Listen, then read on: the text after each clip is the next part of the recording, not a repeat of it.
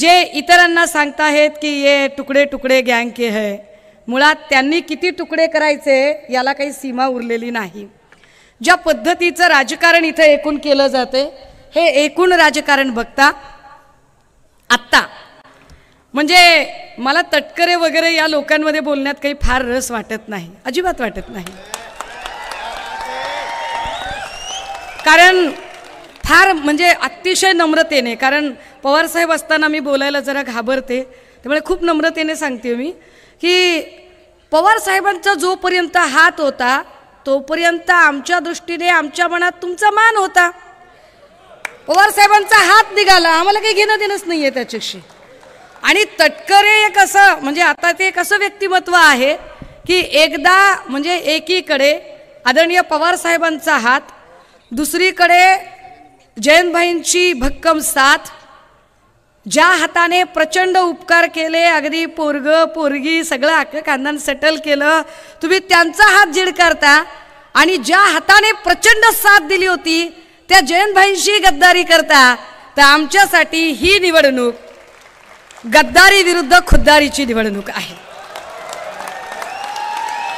और मैं समझ सकती हूं कि जितना कुछ इस्लाम में कहा गया है, ईमान के मायने बहुत बड़े होते हैं, नीयत साफ होनी चाहिए.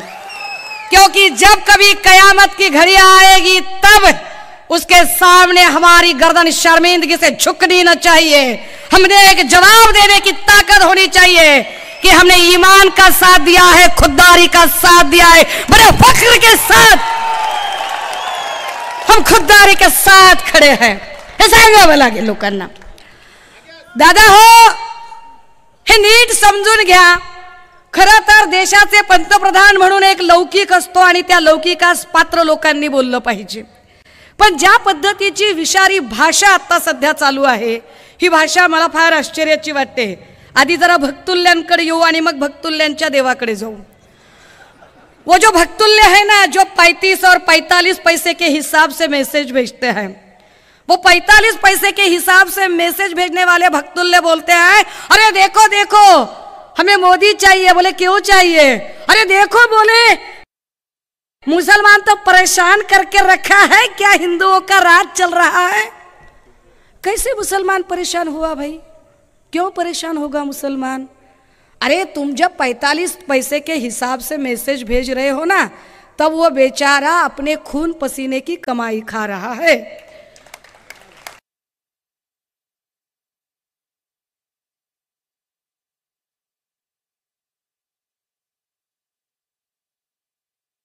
जब तुम लोगों को गुमराह कर रहे हो और जाति धर्म के कंपार्टमेंट खड़े कर रहे हो, तब वो शायद आपने उसे नौकरी नहीं दी है, कुछ नहीं दिया है, लेकिन वो पान का ठेला चला रहा है, स्क्रैप की गाड़ी चला रहा है, बेकरी में काम कर रहा है, कहीं ना कहीं काम कर रहा है, लेकिन दिन भर काम करके अपने खून पसीने की ईमानदारी के जो भी है वो 1500 कमाकर अपने बीवी बच्चों को खिला रहा है.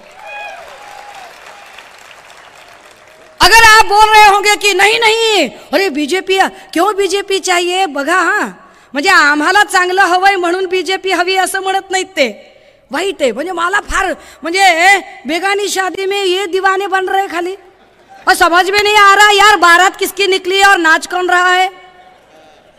म्हणजे आमचे जे इकडचे 40 भाऊ आहेत ते पण सांगतात मोदींना पंतप्रधान करायचे. अबे तुला काय मिळणार आहे बे, मोदीला पंतप्रधान करायचे. और इधर के भी बोल रहे मोदींना पंतप्रधान करायचे आहे, तुला काय मिळालं त्याच्यात. तो वो बोलते आम्हाला काही मिळो अगर न मिळो, मुसलमान परेशान झाला. हे बसत आहे, मुसलमान कसा परेशान झाला? ऐसा कहीं है क्या? भक्तुल्यांनी उत्तर द्यावीत की अरे जेव्हा या देशामध्ये गॅस 1250 रुपयाचा झाला, तर मुस्लिमांच्यासाठी गॅसची किंमत 1250 रुपये आणि हिंदूंच्यासाठी काही 300 रुपये आहे का? अरे हिंदूंना पण 1250लाच गॅस द्यावा लागतो, मुस्लिमांच्यासाठी तूर डाळ 200 रुपये किलो आणि हिंदूंच्यासाठी काही 50 रुपये किलो आहे होय. हा काय पद्धतीचं गलिच्छ राजकारण केलं जात आहे. या सगळ्या गलिच्छ. अजान हो रही है, रुकते हैं.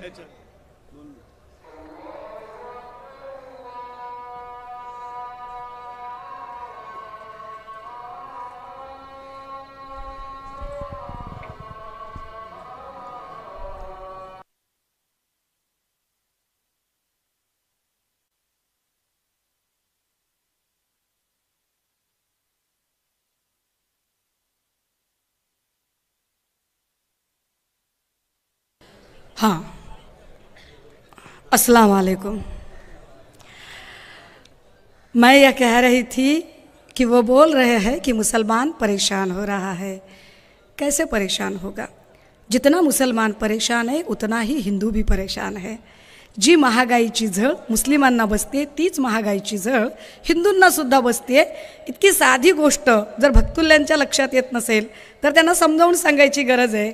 राजे हो, काल परवा महाराष्ट्रामध्ये मोदीजी आले आणि कुठल्याही पंतप्रधानाला काय, कुठल्याही अगदी गल्लीबोळातल्या नेत्यालाही ज्याला किमान थोडाफार सेन्स आहे असा कुणीही माणूस इतक्या वाईट आणि हिनकस शब्दात बोलणार नाही।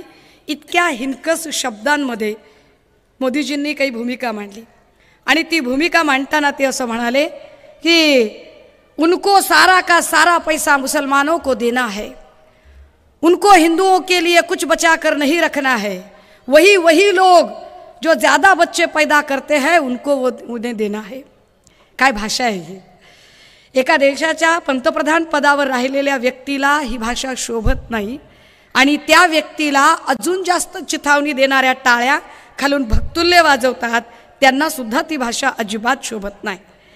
मुळात जर एवढा मुस्लिमांचा तिटकारा भारतीय जनता पार्टीला असेल, भाजपाला जर एवढी ॲलर्जी असेल तर आमची विनंती आहे, आवाहन आहे, अपील आहे की नरेंद्र मोदी असतील किंवा देवेंद्र फडणवीस असतील, देशातल्या आणि राज्यातल्या या नेत्यांनी हे लक्षात ठेवावं की जर तुम्हाला मुस्लिमांची एवढी ॲलर्जी आहे तर नौटंकी आणि नाटक करण्यासाठी म्हणून नमाजी टोप्या घालून मस्जिदीमध्ये मतांची भीक मागायला त्यांनी जाऊ नये।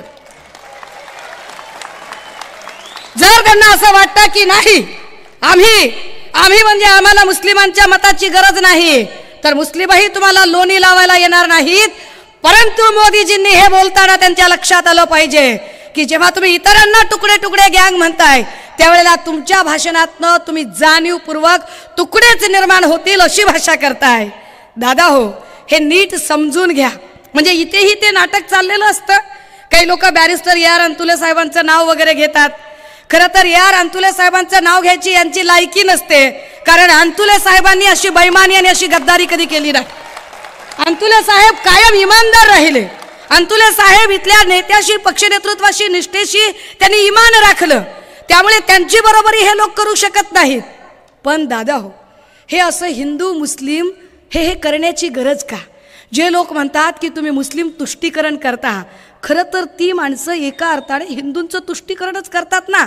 पण आमच्या हिंदू भावंडांनी हे समजून घ्यावं की तुष्टीकरण करताना खरंच फायदा होतोय की तोटा होतोय।